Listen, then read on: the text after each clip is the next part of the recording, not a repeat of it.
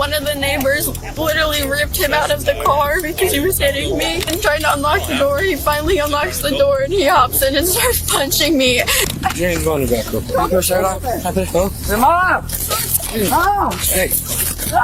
On February 21st, 2024, officers were dispatched to a neighborhood following a report of a domestic dispute. Witnesses claim to have seen a young male physically assaulting a young female, aggressively breaking her vehicle's windows and slashing her tires. According to the witnesses, the male's actions were both violent and relentless, causing significant damage to the vehicle and instilling fear in the onlookers. This footage captures the officers' swift response to the scene and the subsequent events as they unfolded. I saw him kind of he was using his elbows and hands to kind of beat on the windshield. Okay. I think he shattered it with his elbow. Okay. And then she let him in the car.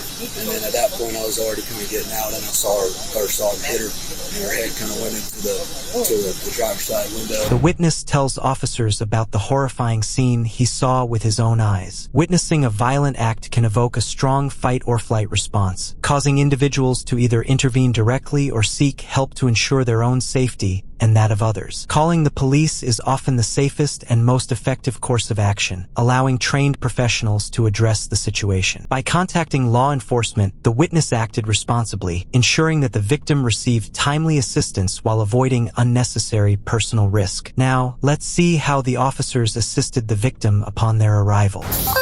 Who did this? Baby. James going to back real quick. Mom! Hey. No.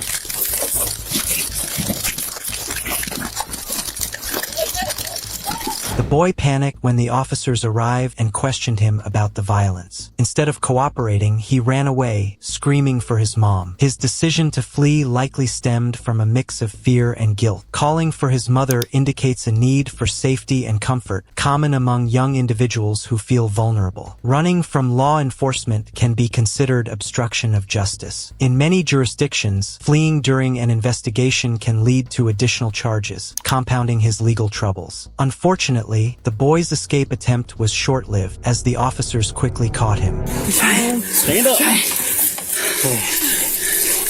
Where am I? It looks like you're on planet What's Earth. going on with you? I blacked out. All right, have a seat. Sit down. The boy's attempt to evade the officers worsened his situation as he sustained multiple injuries while fleeing, leading to heavy bleeding that required the officers to call emergency medical services. His reckless decision not only complicated the investigation into the domestic violence incident, but also endangered his own life. Despite the challenges, the officers demonstrated professionalism and had no choice but to pursue him. His injuries are a direct result of his own actions and disregard for the law. Meanwhile, some officers engaged with the boy's mother and neighbors and provided assistance to the victim. And listen, if they freaking look at his biological, before we adopted him, he has felonies, misdemeanors, he has everything. So, I mean, if y'all would actually look at the whole picture here. Okay. He's just Suicide 9 times, like literally just happened, just got out of jail. The boy's mother reveals troubling details to the officers. The boy has a history of domestic violence, multiple attempts at self-harm, and several prior incarcerations. This background provides critical context for understanding his behavior, highlighting a complex mix of psychological issues such as potential mental health conditions, impulsivity, and a lack of empathy. Individuals with such histories often struggle with emotional regulation, leading to violent outbursts. Trauma or neglect may also contribute to the development of antisocial behaviors. The suspect's extensive criminal record will likely influence the legal proceedings, with prosecutors possibly pursuing enhanced charges or extended sentencing. Furthermore, his mental health history could affect bail conditions, treatment options, and potential defenses. I'm Deputy Weidenstall, okay? I gotta try to figure out what's going on, okay? We are gonna have EMS come check you out because you're clearly very injured, okay? Just have a seat. You're safe. Everything is alright. The victim appears to be greatly affected by the situation and is in considerable pain and distress. Visible injuries on her face are evident, likely sustained during the altercation with her boyfriend. The psychological trauma of experiencing domestic violence is profound, and the victim is likely grappling with a complex array of emotions, including fear, shock, anger, and disbelief. She may be questioning her self-worth and safety while simultaneously experiencing a sense of relief at having escaped the immediate danger. The victim's trust in relationships may be shattered, and she may be struggling to process the events and envision a future free from violence. My cheek was right then and there at the corner when one of the neighbors literally ripped him out of the car because he was hitting me.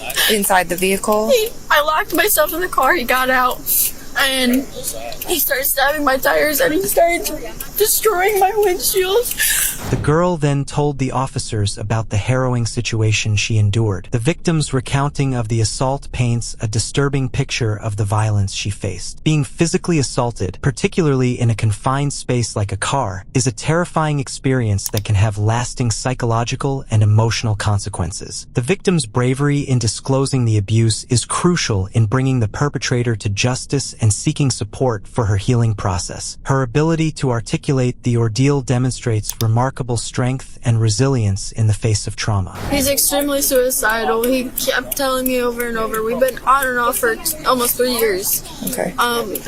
His biggest threat is he's gonna kill himself if I leave. Okay. And we've broken up before and we got back together after a month. Okay.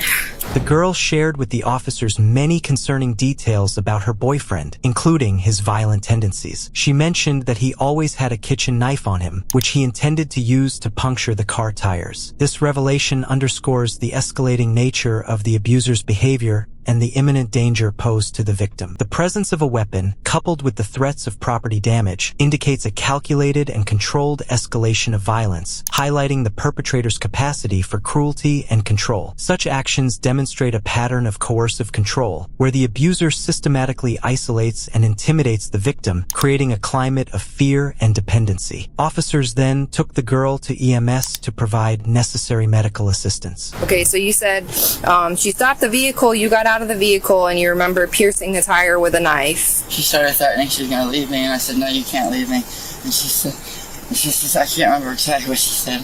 That's about when I started freaking out. Do you remember what the knife looked like? Rainbow? It was a rainbow knife? An officer then spoke to the boy, who provided a full confession of the incident. It was during this interaction that the officer observed the boy's labored breathing and pale complexion, indicating a potential medical crisis. The officer's quick assessment of the situation led to immediate medical intervention, underscoring the importance of recognizing and responding to signs of distress. From a legal perspective, the confession can be a crucial piece of evidence. While the suspect's medical condition may influence the timing and manner of interrogation and potential legal proceedings, an emotional scene unfolded as the boy's mother and the boy interacted while he was being taken away in an ambulance by EMS personnel. Hey, I'm sorry. Tell her I'm sorry. So many people love you. I just don't understand. I gotta do some things with it, sweetheart, okay? I'm sorry, I gotta close the door. I love you, I'm sorry. I love you. Given the severity of the alleged offenses, the suspect is likely to face multiple charges. These may include domestic violence, assault and battery, property damage, and possibly weapons charges given the possession of the knife.